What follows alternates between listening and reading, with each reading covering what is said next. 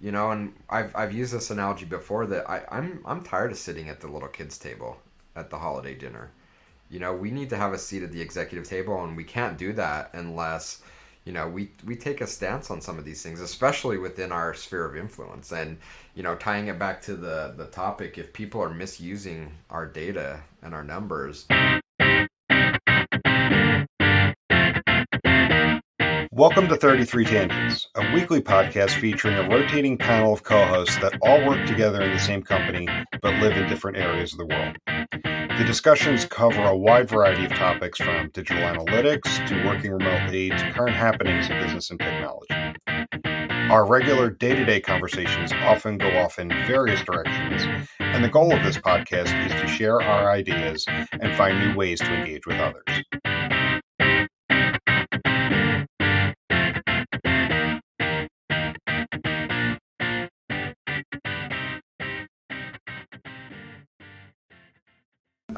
I talked to Bryant because he's a stealth stalker of other people's calendars, and he's a little bent that Hila's making another appearance, and he said he messaged you, and you either like didn't get back to him or said yeah we'll get you on, and then he hasn't been on, so he's feeling really self conscious. I'm like, dude, you're an Adobe Summit speaker. We can't come up to your level We're like just a that. piddly little podcast. Yeah. I mean, come on. No, I told him I need to sit down. Like I've right now, I'm kind of stuck in this thing where I'm kind of planning like just a week out. I need to sit down. Like where I was at a point before the holidays where I was planning 3 and 4 weeks out as far as topics go. So I need to get back into that routine. And then I'll, definitely want to make sure to bring him on. That would please him.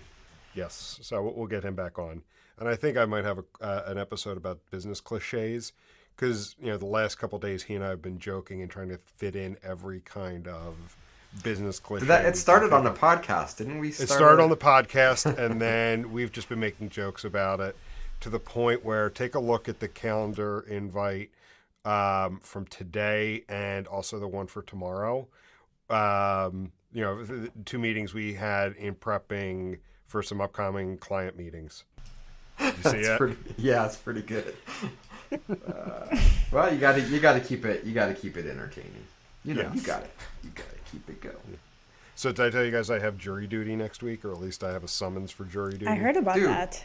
And Brian just had a summons for jury duty. If I get a summons, I am gonna freak out. I blame him. I blame him.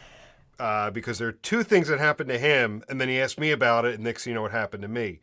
The first was we're on the phone with a client, and the client had jury duty, and Brian's like, so when's the last time you had jury duty? I'm like, I'm not saying a thing. So 2 weeks later, I get my summons for jury duty. So as of right now, I am scheduled for jury duty Monday, but I'm hoping I'm called off because I'm sure like 600 some. If you have a few extra dollars laying around, I'm happy to consult with you. I consulted with Bryant, and I can absolutely get you thrown out of the jury selection pool. So it's a foolproof process. I'll call you after this. And then, so real quick after that, he had the issue last week where the bathroom got flooded, and he had to fix the ceiling, the drywall on the ceiling. Who? Oh, he didn't tell you about that? Like, it's a week away from when he was supposed to make settlement. And I guess, like, the boys were playing upstairs and flooded the bathroom, which then the downstairs ceiling. Created a bubble in the downstairs ceiling. So, over the weekend, I'm fixing something in the bathroom, and the drain on the sink breaks. So I'm like, it's you. Yeah, I'm pointing at him. I'm saying, Brian's fault. I said, if you come to me and start talking about how the stomach flu is going through your household, I will personally come out to Utah to Well, and you should be able to pay him back with his furnace going out or something. Like, this should go both ways. Yeah. So fun stuff. So like that's also one of the funny things he and I have going back and forth right now is I blame him for the jury summons and the issues with the plumbing this week. Understood. Yeah. Understood. And before we get started, yeah. I am sick and tired of looking at the map of LA. So I'm just I understand. I mean, I will get on camera. Maybe not today, though. All right. And I don't even know what the topic is for today, so I'm kind of freaking out. So no, this is a good one. It's about So, sports, I think. It's about So I cheating. don't, Ah, So the reason why Bryant isn't on this week and we have Hila back is because it's a follow up to our episode last week, where we talked about our concept of be the wolf, and that saying we use internally. And at the core of that, one of the things we got to when we were talking about that is for that approach to work, it requires you to be authentic and genuine and honest. And so right now and over the last year, you've seen several situations where people were less than genuine and authentic. Right now the talk around baseball is the Houston Astros and their 2017 World Series win, and the fact that they're now embroiled, if I can say that right, in a cheating scandal that has tainted that championship. So much so that people are calling for them to be stripped of it. In the business world, we've seen the controversy with Elizabeth Holmes and Theranos. So I did go back and look up that documentary, Hila, that you mentioned, Out for Blood, and that is one of the ones I did watch. That was a good one, and I also read John Carreyrouthe's book, Bad Blood. So I thought, let's take a look at the flip side this week. Instead of talking about being authentic and genuine, what drives people to cheat, to be inauthentic, to lie? One of the things my wife asked me about with the Astros is, didn't they think they'd get caught? Why do people seem to think that they're not going to get caught? yeah, and it's interesting timing that this is the topic, because last night I tend to get in these moods where I'm just trying to veg, and I go down like a crazy rabbit hole of YouTube videos. And I have no idea how I get there. But last night I ended up watching almost 2 hours of videos on this guy named Mike Postel, who got busted for cheating in poker.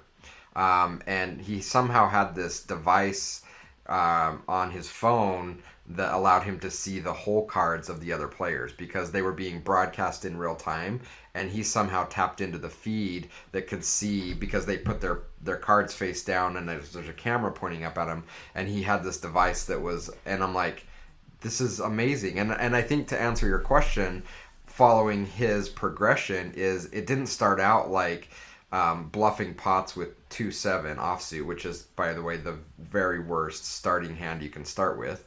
But he, started off very simply and just got more brazen over time because he never got caught.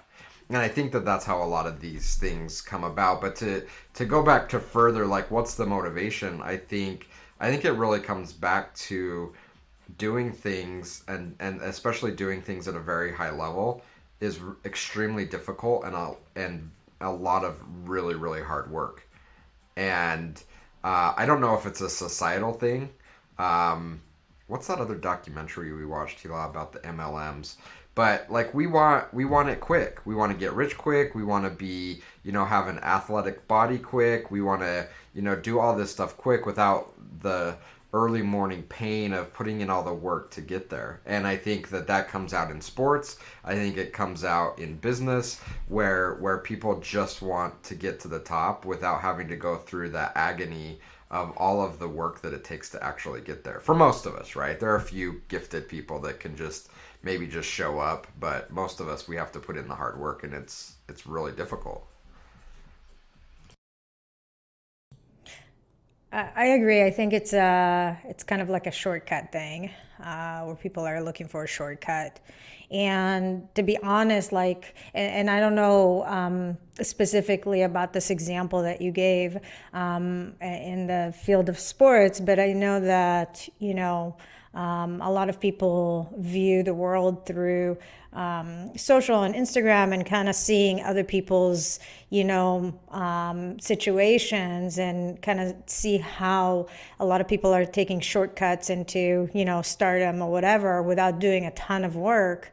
And it gives a sense that, like, okay, how can I do that? How can I kind of finesse the system and make it work for me? So I think that could be part of it, other than, Yeah. For sure. And I think another aspect of it is that people want to feel like there's a sense of fairness. If we're thinking about the business world, we want to feel like we're playing on a level playing field. That I have just as equal opportunity for that next raise, that next promotion as the next person. But if I see other people gaming the system and it's out there and they're getting away with it, then I have to make a really difficult ethical decision of, do I cheat to level the playing field? And I think we saw that with Lance Armstrong. He's just the most high profile guy that got busted. And sure, there were others, Floyd Landis and others that got in trouble. But the reality is they were all doing it. And if you go back and watch any of the documentaries around Lance and talking to the other teams, both his teammates and other teams, a lot of them come out and admit that everyone was doing it. And if we were the only team to ride clean, we would finish in last place. It was guaranteed. So we had to do it just to level the playing field. That's interesting. I had never heard them talk about that.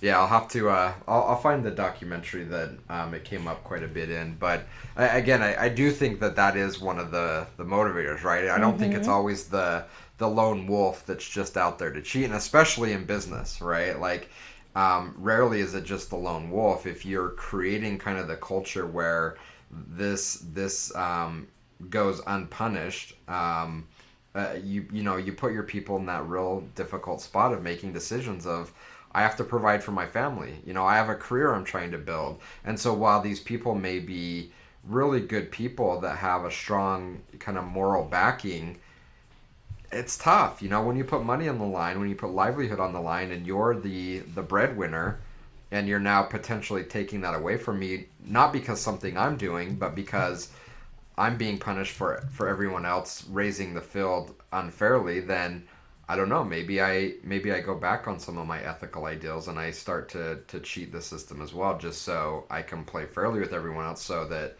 I can provide. Well, did you see Evan's tweet yesterday? Because what you were just saying made me think of it. He's upped his tweet game, so I can't keep up. I can't keep up either. But he tweeted something. I think like he's writing a book, and he tweeted like something that is going to be a part of like a quick preview of it. And he gave 3 statistics, and the one that jumped out was 86%. 86% of employees, or 86% of people in general, it was one of those two, but they will follow the lead of an authority figure and do what they are told, even if they know that it's wrong. I'm not one of those 86%. Yeah. I don't know. That's astonishing if that's right? a real number. Because I mean, I'd like to think, like I've come to a point in life where I try to avoid saying I would never do that, because that's when you're presented with it consciously or subconsciously, with that situation. I would like to think if I were presented in that presented with that situation, I would make the right choice. But then again, like what's the level? Like, when you look at something like that, people also rationalize, like, is this something major where people are getting injured, or is this something minor? And you're right. Like, I've got to provide for my family. I've got kids to send to school. I've got food to pay for. Yeah. And taking a slightly different view of that, and I think we may have talked about this on previous podcasts, where anytime you put money on the line, it really starts to make those ethical decisions harder and harder. And, with the Houston Astros, I don't know how many hundreds of millions, billions of dollars are on the line with, playing at a high level in Major League Baseball. But it has to be something really high, because they're not just cheating because they want to have a better win-loss record. They're cheating because they're bonuses. The players are bonused, right? The team gets more media exposure. You win a World Series, and that opens up all sorts of licensing deals and other things. So it's not about winning and losing. It's about the money. Go ahead. Well, one of the things people don't realize when it comes to professional sports is that in the majority of the leagues, you don't make money as a team unless you make the playoffs. You have to make the playoffs. If you just miss the playoffs, you probably break even. If you're further down the rankings, like you had no shot to make the playoffs, you're losing money that year.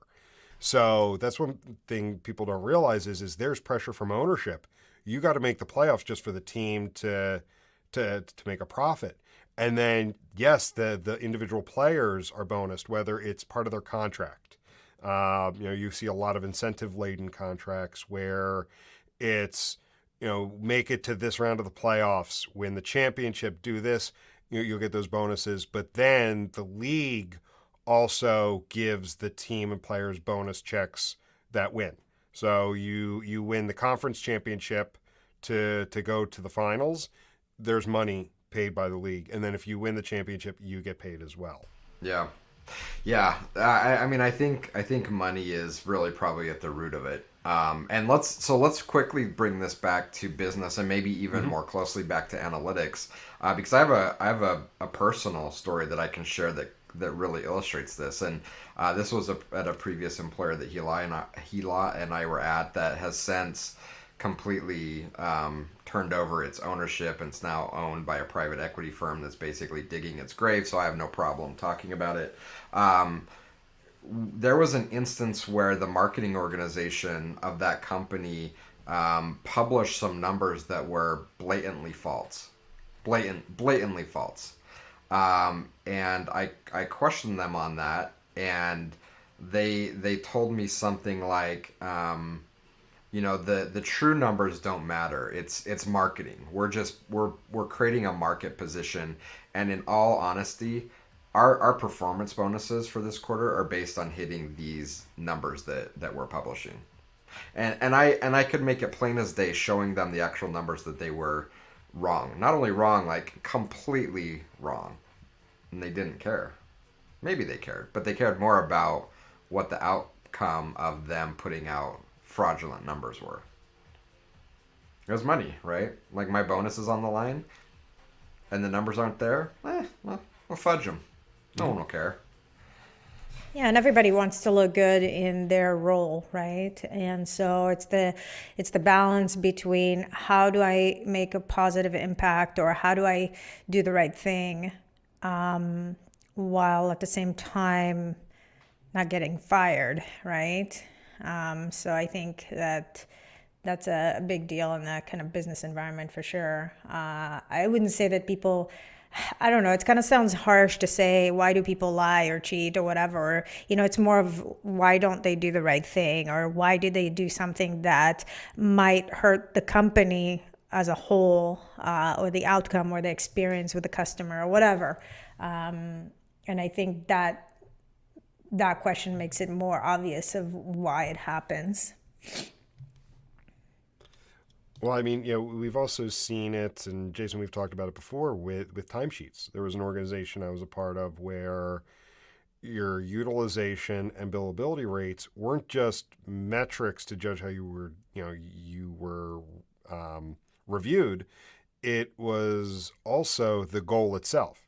The goal was to maintain or exceed this billability rate, maintain or exceed this utilization rate each quarter. So I can imagine that there was, definitely fudging of the numbers, especially, when you're talking about trying to stand out, because most companies, use that bell curve review system.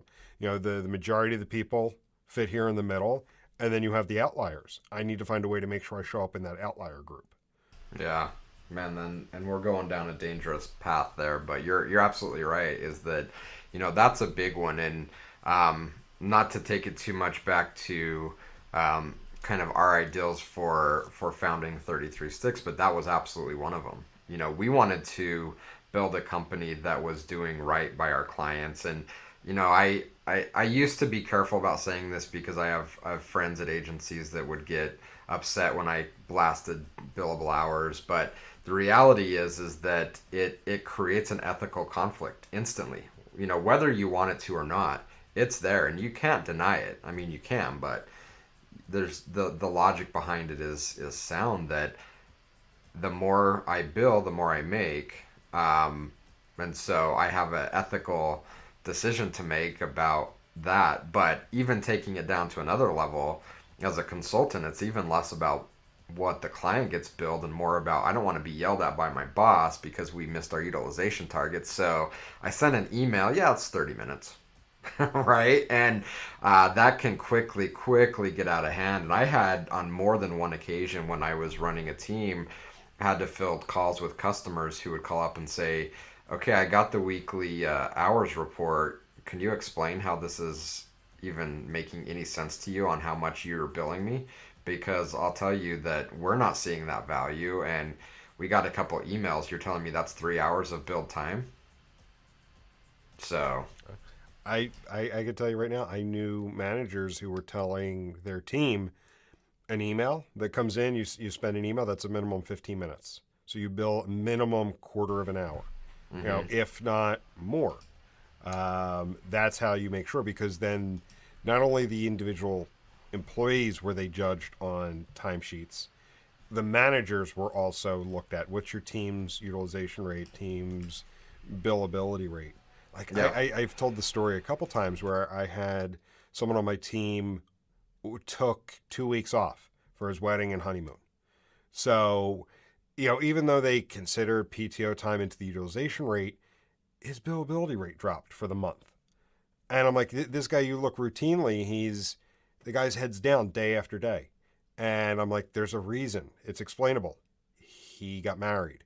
And they kept asking, but we need to get his billability rate back up. I'm like, you'll see it next month. He's back from his honeymoon. This is, you know, it just leave it be. And so yeah, there was always that feeling that if my billability rate drops, I'm going to be pulled into an office and questioned. Yeah. And then yeah, there was always the fear of, if I overbill, you know, when's the client going to say, what's this shit? Yeah, and it's a delicate balance. And going back to what you said earlier, it's easy to say, I'd never do that. But until you've been put in that situation, it's hard to say that you would never do that, because I have been tempted many, many times when I was forced to bill hours, and I would get at the end of the week and I would have 36 hours, and I'm like, can I say that took 15 minutes longer or 30 minutes longer just so I can get a little closer? Yeah, it crossed my mind a lot. Yes. I'm not going to say, you know, I've felt that same way. And then what you do is you start to justify with yourself. Oh, what's an extra 15 minutes here? But that then becomes a slippery slope, because, you know, we started off talking about massive cheating and lying scandals. You know, I want to kind of touch on the whole Theranos thing, because I think that's also a bigger cultural thing. And you could say, okay, adding an extra 15 minutes to this client or that client on your timesheet because you're short 1 week is not at that level. But that's where it starts. That's what I was trying to get to, was, you know, where do you say, where do you draw the line then? Where's the line? Is it, I really screwed up this week, so I need to throw an hour here, an hour there, so I don't look bad to, yeah. Where's the line? Yeah, and again, I think that's an important story to take away from this conversation, is a lot of these things that blow up and you see didn't start at that level, whether it's this guy that I was watching last night where he was cheating on a couple hands, and then all of a sudden it was every hand. I'm sure with back when doping was huge in cycling, I'm sure it wasn't to the level when they finally got caught. It starts off much simpler than that, and then it just kind of takes on a life of its own. And it's smaller instances, because I cannot go into any details. All I could say is, you know, a long time ago at another job, someone got caught, and it was big, and you know, everyone probably figured they started small, right? Like as information started to leak out about it, they started small, and then it was just a little bit here and a little bit there. And then it just got bigger and bigger and bigger until they got greedy and sloppy and got caught.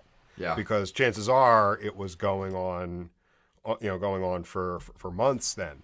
So, and that's the thing, like you were talking about, like chances are, like, do I think the Houston Astros plan to cheat at every at bat, you know, at every home game? Probably not. You know, it probably started like, hey, you know, every now and then, like, especially when we're trailing, Let's see what we could do. And then it just, you start to get greedy to the point where people started picking up, hey, like right before a fastball, you hear this noise coming from the dugout. And there's a pattern to it. Yeah. Yeah, and again, I think, this is something worth kind of repeating a few times, especially for our core audience of listeners, in that, you may have people using the data you're responsible for in a poor way, being unethical with it and cheating with it. And it's like, okay, that's bad. We shouldn't be doing that. But it can quickly go from, it's bad, we shouldn't be doing that, to, guys, this is really bad, to, I'm sitting in a conference room being deposed because now it's a legal matter. Mm-hmm. It can go really, really quickly. And so as someone responsible for data, again, being aware of that and knowing that these things just don't go from 0 to 100, they start small, and addressing it when it's small is really, really important. Mm-hmm. Yeah, and you see that exact scenario with the Theranos scandal in both, John Carreyrouth's book, Bad Blood, and then the HBO documentary, Out for Blood. I think it was like, The Inventor, Out for Blood. Yeah. Mm-hmm. You see that, like, Theranos blew up in the media. Like, they seemed like they came out of nowhere, and then within a couple of years, they were starting to get doubts. They were in business for at least 10 years, and then hit the big time, and then fell apart. And so that was the thing, is they had, she had this great idea. And what I think happened is they started to get some big deals based on promises they made. They came back and told the engineers what they had to do.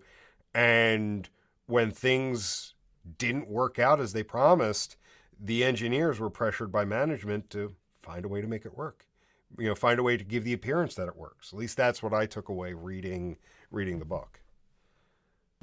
Yeah, and I think you get to a point where you're so far down the hole that you can't crawl your way back out. The momentum pulling you in that direction. It's like, again, I think it tends to take on a life of its own, where, one, you probably feel a little bit more emboldened that this is happening, but two, you've created this character in this scenario that can't be sustained without continuing to let it grow. And you may get to a point where it's uncomfortable, you don't want to do it anymore, but it's kind of out of your hands at that point. When Hila had me watch that documentary, it was, I think within the first couple minutes, I'm like, what the hell, man? Like, this is craziness.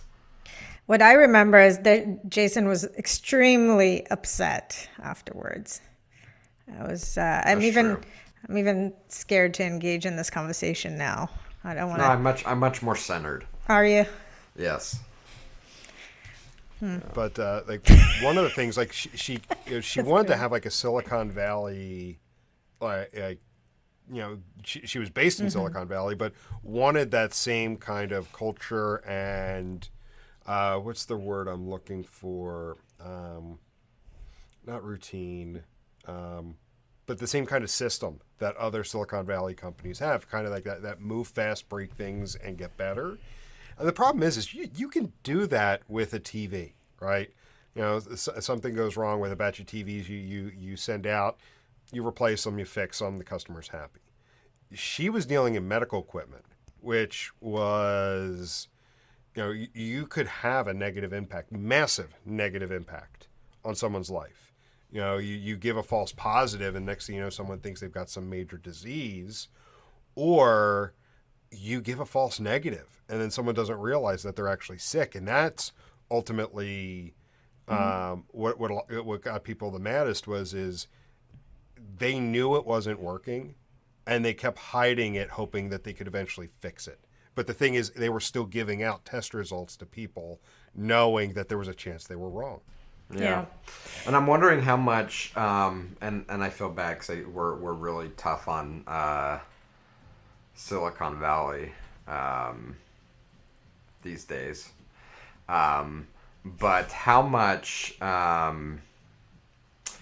they to blame? Going back to the cycling, right? If Lance Armstrong and U.S. Postal are going to cheat, and then Phonak is going to cheat, by the way, those are professional cycling teams that got busted doping. Nice. then the other teams are going to say, well, I have to cheat. So how much of that, like this unsustainability of the Silicon Valley culture is partly to blame for a Theranos being able to be incubated in that environment? So one thing I think that stands out, and Jim kind of mentioned it, is that I think the only reason that Theranos ended up being such a big story and frustrating and upsetting to watch is just because she was in the medical space, and her mistakes and her decisions can and have impacted actual humans and their health and their lives, right? And so, I'm willing to bet that there's a lot of companies that are doing a similar, taking similar strategy as she has, to start a startup with a vision that's, very kind of, far from reality, and just doing their best to make it happen over time, and to, sell on that vision, to get people on board to pay for the experimentation it will take to get something built and to see if it could be a thing. But again, when it's in the space of actually experimenting where people are part of that experiment, I think that's where it kind of takes a turn. And I think, to me, and that was my fear of kind of speaking up on this call, because I know, it's a very frustrating story, but to me, that is the only difference. I know that absolutely that other startups are doing that, and taking, investor money or whatnot, to pursue visions that may or may not sit on solid foundation. And that's probably an issue, and it is an issue in and of itself. But here we're dealing with a person that was willing to make decisions and not have a conscience about the fact that there's people involved and people might get hurt or, or worse. So definitely, that is at the core of it. Is it's one thing to do that with a phone, or if you think back to the mid 2000s with a music player, like consumer products that are not that are easily replaced if something happens to it. When you're talking about trying to move fast, break things using medical devices and using that in the real world, I think you absolutely hit it with that. Because look at the current scandal with WeWork and everything going on there. Because I know ABC News just released a new limited series podcast on WeWork that I want to listen to. Yeah. And see about that. But yeah, I think you're on. You hit it with that one. So what do we do about it? How do we in our own kind of, we may not all be a Houston Astros or a Lance Armstrong or a Theranos, but I think in all of our realms, these are challenges that we all face. And again, bringing it back to business and specifically data, it is something that can be cheated so easily. It is something that could be doped, for lack of a better word. What is our role as a gatekeeper, as someone that has to be responsible for that, to ensure that these things don't happen? Well, maybe there's nothing we can do, but I have to think that there's some kind of influence that we can have in our own specific roles. The easy answer, and I'm going to say this is an easy answer, is to say, have integrity. Don't fall for the pressure to fudge numbers. Call it out when it happens. But that's easier said than done, because let's go back to what we said at the very beginning. You may not be greedy and trying to look for a major payday. You could just be someone where you're in a position where at the current time you're barely just getting by. Your spouse lost their job, so right now I need to do everything I can to make sure I don't interrupt my job. So if my boss comes along, and even if it isn't implied, that's very hard to do. So I'm not going to go and give the easy answer and say have integrity, right? Because that. Wait, I thought we were doing all the buzzwords. all the empty stuff. What are you saying, Jim? Sorry, didn't You're want to saying, sidetrack but you. not saying. Yeah, no, what I'm saying is the easy answer is to say, stand up and be a paragon of virtue and, in integrity. A paragon? Oh, yeah, you've never heard that one? No. I saw that, I think Chris Jericho used that back in the late 90s in wrestling. Bryant and I started talking about pro wrestling earlier, and I had to use that. What are we doing here? No, we had flashbacks to our college days. And I gotta go back, but like it just came into my head because that was something he kind of always came out. And it was like the paragon of virtue, someone to look up to. So I had to borrow that line. So I hope someone gets the reference and gets a laugh. But what my point was is, it's easy to say, have integrity and be a role model. And I think that I personally try to do that. I like to think that. I have the integrity and to be honest, but when I also think about it, trying dictating that to other people, I don't know what their situation is. I don't know what pressures they're under. Yeah. I think for me, it's about, and I think I mentioned it in our last episode, it's about doing the work to figure out why this kind of unsavory way or unsavory path is the best, the only one we have. Why is that? Why is that we have to kind of lie to ourselves or, not do the right thing? And doing the work to figure out if there is an option to do the right thing, I think is kind of the burden. No, you're shaking your head no, Jason? You don't agree?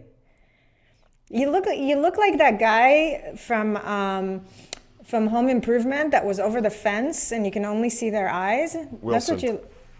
Oh, really? I can see my whole face. Like you. No. No, it's cut off for us. It's cut off. Oh, because you're in the square and we can only see. Is that better? Yeah. Yes. Oh, this whole time I've only had This half whole a time face? you were like just the eyes, like over That's the fence kind of thing. That is beyond creepy. It was very creepy. Yes, I would agree. Good thing we don't have a simulcast of this feed. Yeah. But were you shaking your head no when I was? No, I was sidetracked by something else. And Hila, to your point, I'm not saying don't have integrity and don't be honest. It's for me, it's like what do we do? I think it's focusing on ourselves. It's not dictating to others.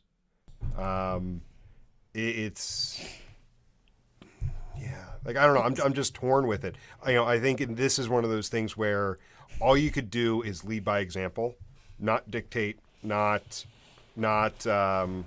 preach about it, and hopefully people will pick up on it. That the way in the end, those with integrity, those who are honest, those who are genuine, ultimately win out. I really do believe that while those that are cheating, that those that are dishonest, they may get away with it for the time being, but they'll eventually be caught. Agreed. So bringing it back to what we can do, the one thing that I would add, and kind of tying it back in with this story where the marketing organization was fudging the numbers, the CEO that we had there, I don't know your impression, Hila, but he was probably the best CEO that I've ever worked for. Super smart, super tough, but he was he gave me a lot of really good life lessons. So his name was Adam Berger.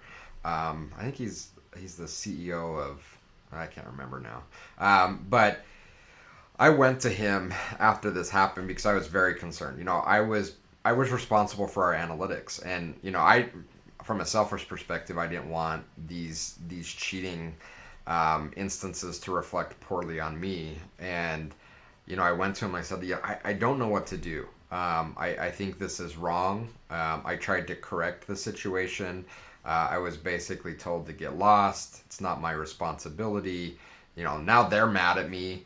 And he said something that has stuck with me to this day. And he said something like, if you aren't if people aren't getting mad at you, if you aren't pushing people's buttons and causing them to really question what they're doing as an analyst, you're not doing your job. And it was a really strong message to me because I wanted to be friends with everybody, and so perhaps that kept me back from delivering difficult news, having difficult conversations, and maybe directly addressing things that were blatantly wrong because people were cheating the numbers. And having a CEO back me up and say, as an analyst, that's your job to be impartial and let the data speak and stand up for it. And if that upsets people, then that's a pretty good measure that you're doing something right. Ooh, that's a good T-shirt for Summit, for the T-shirt canon. Oh, are we doing a T-shirt cannon? We should. I don't know. We'll why have to we up our wouldn't. liability. Well, we have to check Yeah, our liability insurance. We're covered. We're covered for chandeliers. Shooting T-shirts into chandeliers with glass shards and my God. I'll put that in the show notes. So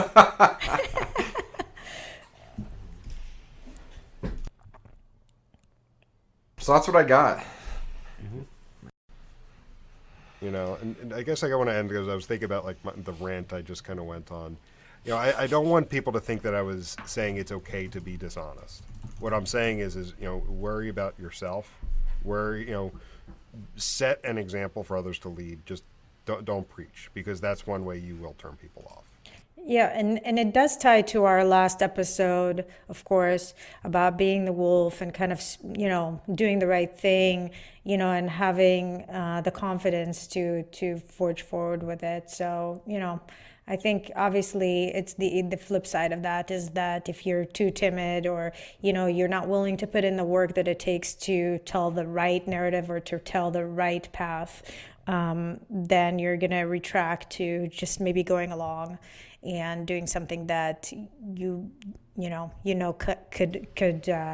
could be damaging or whatnot. So yeah, and we need and we need everybody to do that. We need everyone to kind of follow the lead and say, if I work in analytics, I need to be the wolf. I need to play this role, because all too often it's not the case. It's the remember that little puppy? Oh, you're way too young, Jim. Maybe. The cartoon with the big bulldog, and it had the little puppy that followed him around. Tom and Jerry? No, I'll have to find it. But as digital analysts, we're kind of the little puppy, and we're just happy to be there with the big boys. But it's enough already, And I've used this analogy before that I'm tired of sitting at the little kids' table at the holiday dinner.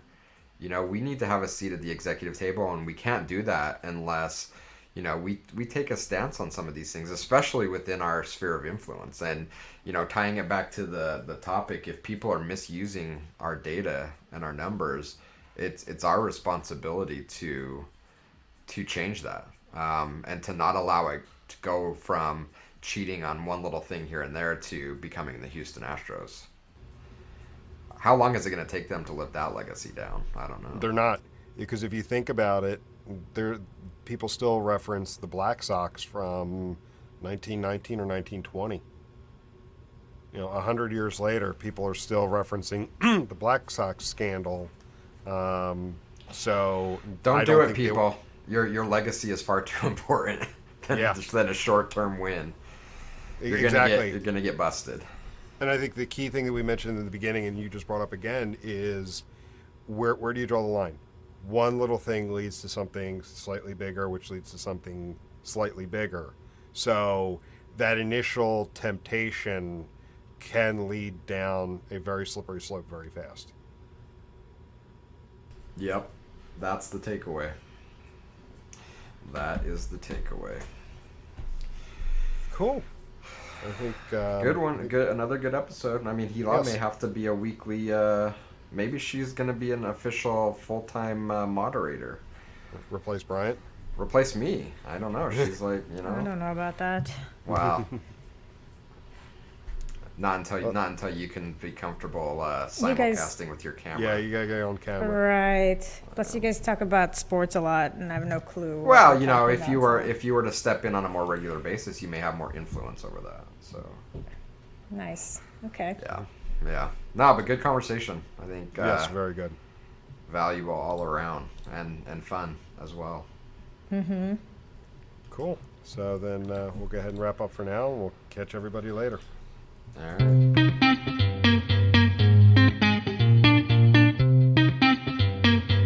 Thank you for listening to this week's episode of 33 Tangents. If you enjoyed what you heard, please rate and review the show on your favorite podcast aggregator so others can find us. If you would like to reach us, you can do so by emailing podcast@33sticks.com or on the web at 33tangents.33sticks.com. 33 Tangents is a production of 33 Sticks, an analytics boutique.